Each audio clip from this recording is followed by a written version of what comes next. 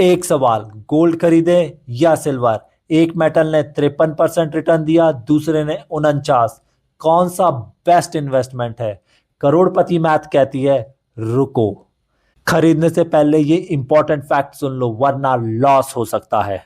इस साल गोल्ड और सिल्वर दोनों ने पुराने सारे रिकॉर्ड तोड़ दिए, लेकिन एक मेटल जिसने बाजी मारी वो है सिल्वर। उसने 2025 में 53% का रिटर्न दिया, गोल्ड को बीट कर दिया। लेकिन गोल्ड भी ज्यादा पीछे नहीं है, उसने भी 49% का रिटर्न दिया है। तो क्या ये राइट टाइम है इन्वेस्टमेंट का? यही काम आती है करोड़पति मैथ। इसके लिए हमें समझना होगा गोल्ड सिल्वर रेशियो। ये रेशियो हमें ये बताता है कि करंट टाइम पे बेटर ऑप्शन फॉर इन्वेस्टमेंट क्या है। अगर ये रेशियो हाई होता है, ये सिग्नल करता है कि सिल्वर अंडर वैल्यू है। अभी की मार्केट में ये रेशियो है 80, जो कि नॉर्मली पास्ट में 55 के आसपास रहता है। इसका सीधा मतलब है सिल्वर अभी गोल्ड के कंपैरिजन में बहुत सस्ता है। अब बात करते हैं गोल्ड और सिल्वर खरीदने के पर्पस की। गोल्ड हमारे कल्चर में एक सेंटीमेंट है जिसको खरीदना शुभ माना जाता है, लेकिन इन्वेस्टमेंट के हिसाब से गोल्ड एक अल्टीमेट सेफ हेवन है जो ग्लोबल अनसर्टेनिटी और इन्फ्लेशन से हमें बचाता है।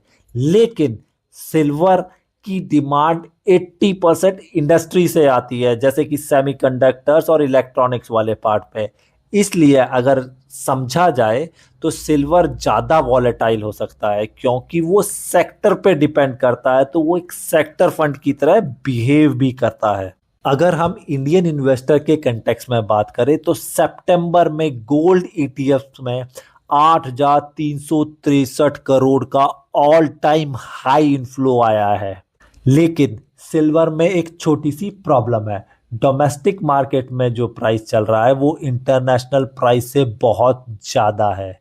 इसलिए अगर आपने सुना हो एसबीआई, टाटा, कोटक और यूटीआई म्यूचुअल फंड ने, ऐसे जो बड़े 4 म्यूचुअल फंड्स हैं, उन्होंने तो silver ETF funds of funds की न्यू सब्सक्रिप्शन टेम्पररी बंद कर दी थी। तो अगर हम फुल करोड़पति मैथ स्टाइल से समझें तो हमें अपने पोर्टफोलियो का 8 से 10% से ज़्यादा इन मेटल्स में इन्वेस्ट नहीं करना चाहिए।